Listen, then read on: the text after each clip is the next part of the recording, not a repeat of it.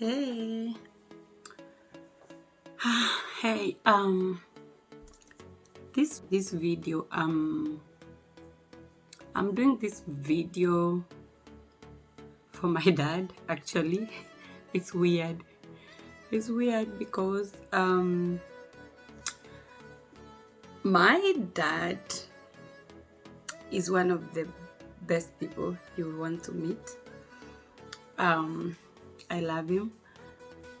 He cares, he cares so much about people.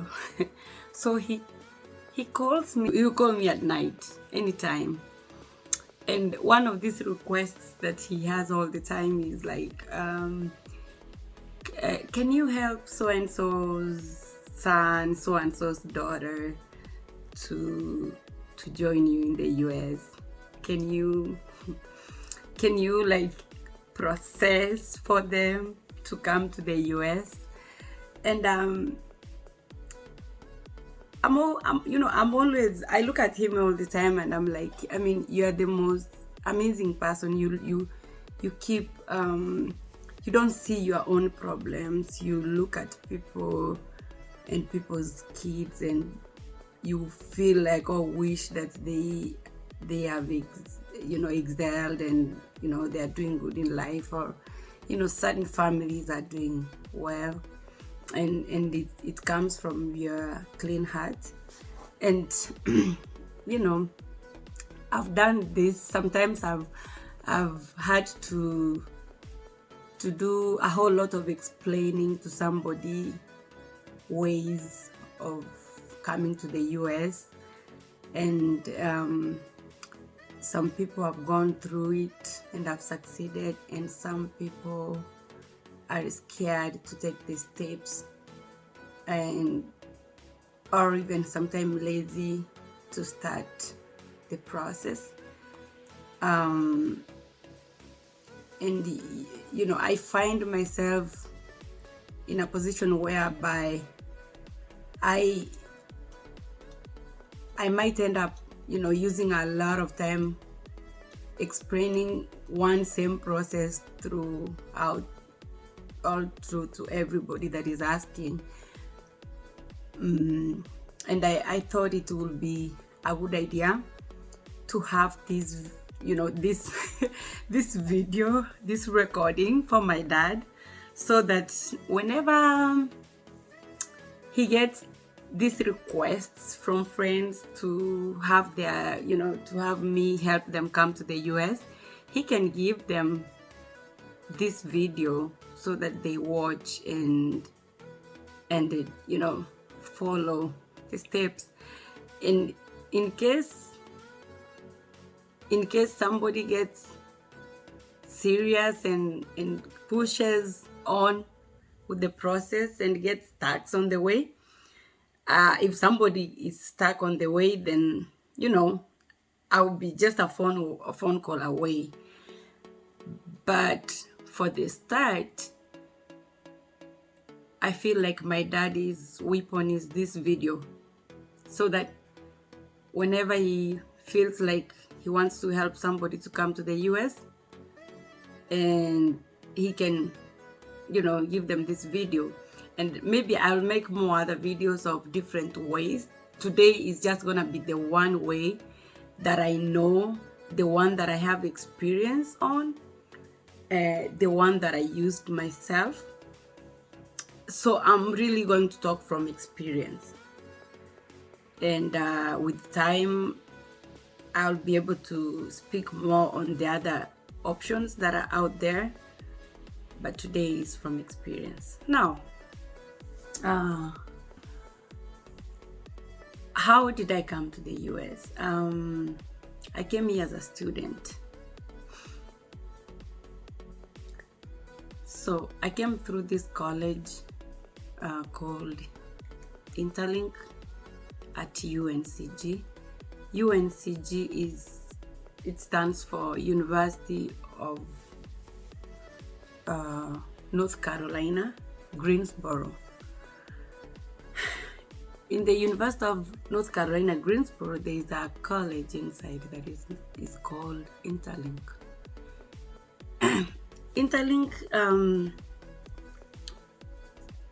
is basically English. It's basically coming to study English, and we call people, all of us that come from outside the US and come to the US, it just means that we are not, we are not native speakers of English. And for that reason, this program is there to, together for those of us who come from outside. And I would say it was an easy way for me to come that way, rather than going to study TOEFL. You guys might have heard of that TOEFL or TOEFL, however way some people might call it. TOEFL was something that I would have studied. I had to, you have to go get material, study, go do the exam, and then be able to pass. And then using that TOEFL, you can apply to schools in America to come and join a college. That's one way people do. But the one I did is I wanted to run away, basically avoid doing TOEFL in Kenya. So what I did is I applied to this college. The college, I don't know if anybody's, it's one of the colleges that might be able to get you here without having to do TOEFL. So, the first step, I have I would say basic 10 steps, basic ones that you can use through this college. So most of them are very common with any other way of coming to the US. So the first step is gonna be look for a bank statement. A bank statement is one that is going to show the college that you are able to take care of yourself while you are in the US.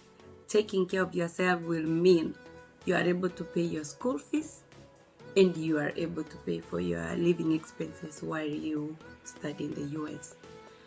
The amount of this, the bank statement will vary. It will vary because of your time that you're coming to study. So now you've gotten your bank statement, and then you get your passport. You can do one or the other, the first or the second. You don't have to follow that, that list that way, but you must have both of them all together. Just get your passport, Kenyan passport, valid. And then once you have those two, do the application online. The person who actually helped me, gave me this process through an email. So my cousin, Vincent Marube, oh my God, my very, very nice cousin. I love him. He's one of the people that have made me be who I am. So Vincent Marube gave me this guidance that I'm also giving to somebody out there who wants, or to at least my daddy's friends. Okay, so you do the application online. You submit your application. During the application, they are going to ask you for your passport, and they are going to ask you for your bank statement. And of course, your Form 4 certificate, or even if you have any college degree, they will ask you for a college degree, certification from Kenya. Then you will submit to them. At that point, they will do their thing. Then they will process your I-20. I-20 is the admission. Once they process your admission, they will want, one thing, during your application, you will need to pay the application fee. Application fee varies, but for this college, I used $100 for application. And then once they process your I-20, which is their admission letter, they will ask you to again pay for your application, for your I-20 to be shipped to you. So that's shipping fee for your package, and that will be $30. And if you want it faster, like I guess within 10 business days, it might be $60. Once you receive that I-20 or admission letter from Interlink, you will then go ahead and apply for the interview, to go to interview at the US Embassy. So how you do that is you go online. If you're not really good with the online things, you can go to the cyber guys are good and quick. Some of these cyber guys help even in the application process if you are stuck. So you'll go to the cyber, apply for a book. That means booking for your interview. So you book a date for your interview. During booking, they are going to ask you to pay embassy fees, which is about $17,000 for student visa. And the student visa is going to be known as F1 visa.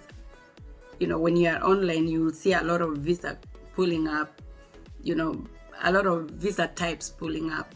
But if you are looking for this one way that I'm talking about today, the student visa is called F1 visa. So the F1 visa embassy fees is about 17,000 Kenyan shillings, which is about $170. You will pay during booking. You will also need to pay another fees. It's called service fees. Service fees. Service fees is fees that is going to keep your record in America. When you come to America, they will be keeping your student record in their system here, or for whatever reason they will need that record. So it's their money. It's money that comes to the US. It's $200, which is about 20,000 Kenyan shillings. So during your booking to the embassy, you'll be asked to pay two types of fees. That's the embassy fees, about 17,000, and the service fees, about 20,000 Kenyan shillings. During the Trump presidency, this fees valid. I think it went up, and I also heard that it came down again to 20,000. That's something you can look and ask, or during booking, the fees will come up. I'm just giving a rough idea of what I paid and what I think it is right now. But I can say something that in 2020,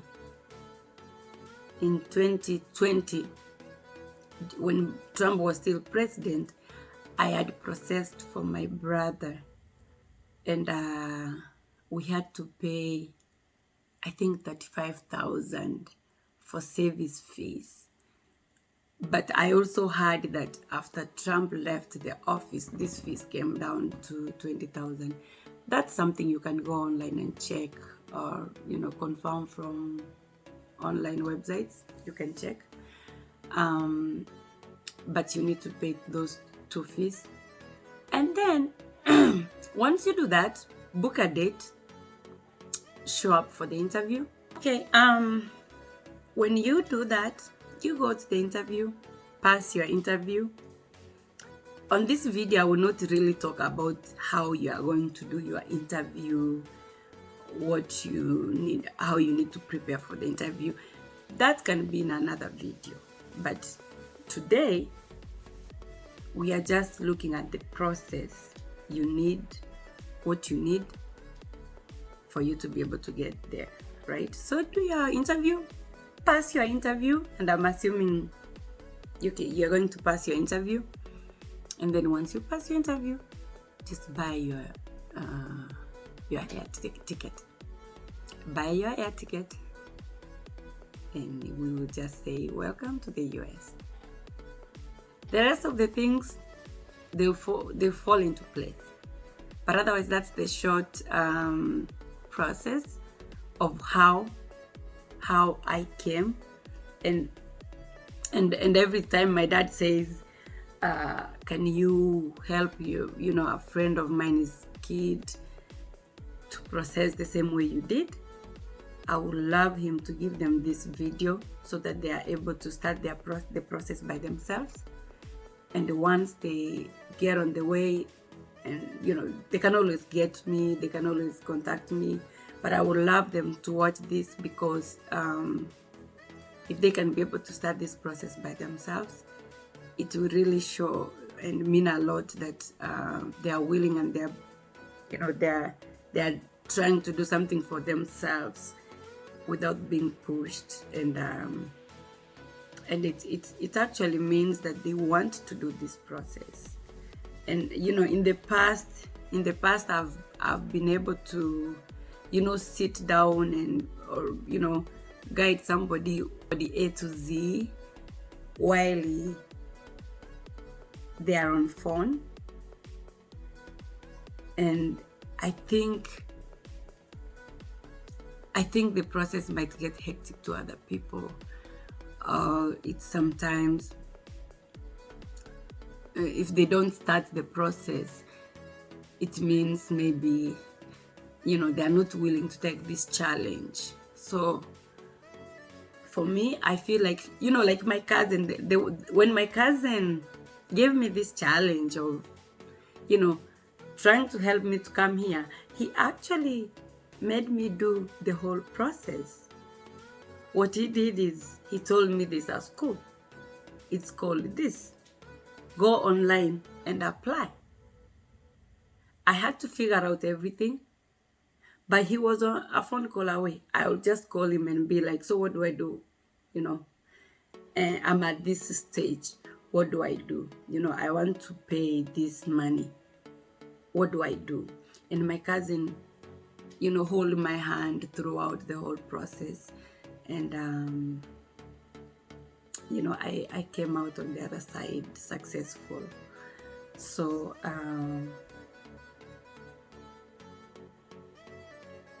this is a gift for you, my dad. So give this video to your friends. Actually, it's gonna help them.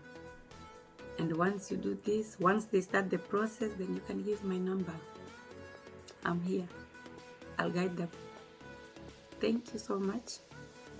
Have a good time. Bye-bye. I love you.